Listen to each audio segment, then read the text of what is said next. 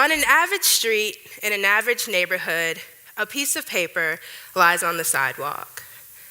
The people of the neighborhood leave their homes that morning to walk past the piece of paper. Many ignore it, some don't see it, others are irritated and hope that the person who dropped the paper picks it up.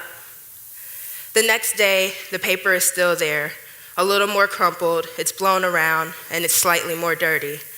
Even more people start to ignore the paper, until one person decides to pick it up.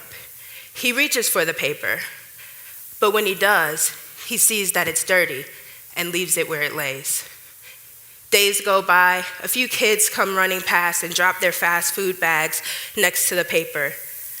Days turn into weeks, weeks turn into months, and what was once just one piece of trash laying on the ground becomes a trash heap. The neighborhood deteriorates, the buildings begin to crumble, and people reminisce about the neighborhood that once was until they can remember no more. But do you remember the person on the first day who said, "I hope someone comes and picks up this paper"?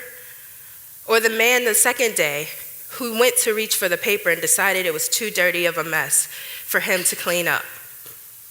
Those people had the power to make change in their neighborhood just by simply picking up that one piece of paper. This is where we get into the value of you. If each of us had a blank piece of paper, the ideas about what we could do with that paper would take so long for us to execute that we'd be here the entire weekend. You might say, let's build paper airplanes. You might want to build a kaleidoscope. Someone in the back is throwing spitballs. Or someone sitting here and doing nothing. This world is filled with people with great ideas who do nothing with them.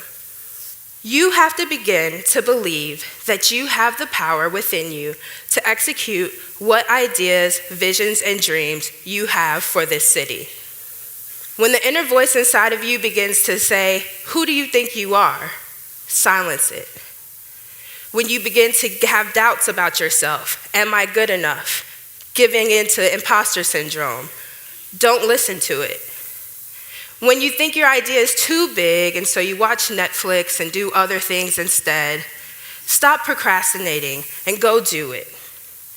President Barack Obama says, "We are the ones we have been waiting for. We are the change that we seek." We are consistently reminded that if we do not execute our goals, our dreams and visions for this city, our community, and our entire world, we will continue to watch pieces of paper become trash heaps. For 10 years, I lived in Washington, D.C. Washington, D.C. is the type of place where pretty much anything you want to do, someone's already done it. If you want to be a foodie, there's a list of food places to check out. If you want to be a change maker, you're pretty sure to run into a rally that's going on the mall, from everything from saving green spaces to fighting against racial injustice. If you want to get into politics, the Capitol is right there. You can check out the scene any day. I moved home in 2013, having spent 10 years being an observer and a participator in the life of Washington. The following year, our nation erupted into social unrest. In December 2014, a New York jury decided not to indict the police officer who choked the life from Eric Garner. I was sitting in my Memphis apartment watching the images on CNN roll in that showed people across the country filling streets with emotions, angry, and saying no more. I said, Memphis is the home of I Am a Man, Martin Luther King, Ida B. Wells, Ben Hooks. Why are we silent? Why are we only seeing images from Detroit and New York, the Bay Area and Atlanta? So I went to my favorite place, Twitter. And I sent out a tweet and said, "Hey Memphis, what's going on? Hashtag Eric Garner." That tweet received no response. And I found myself being the one to bend down and pick up that piece of paper that was racial injustice and silence in our city. And within 24 hours, I was the co-organizer of a protest at the Civil Rights Museum. Within a week, 25 people joined me on Bill Street, where we walked up and down the cold street, ridiculed by drunk Santas, prodded by the police, laughed at by merchants, with our hands up, saying, "I can't breathe." This was the beginning of a movement in Memphis, one that we have seen evolve and grow. Just 1 month ago, in August 2016, 2,500 people blocked the Hernando de Soto Bridge that connects Arkansas to Memphis.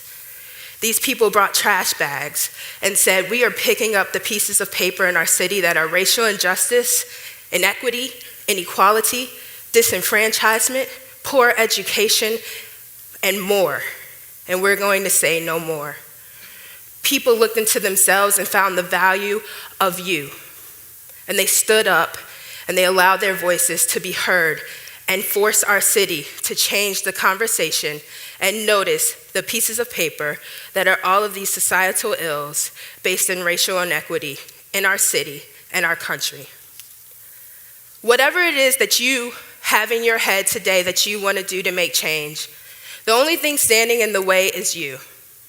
If you want to build a community garden in a food insecure neighborhood, mentor children and teach them how to read, work with kids on their health and their fitness, and tackle the problems of diabetes in our community, whatever idea that you have, know that the only one who needs to execute that is you, because collectively we can all make this city and this country great. Be great, pick up the paper. Thank you.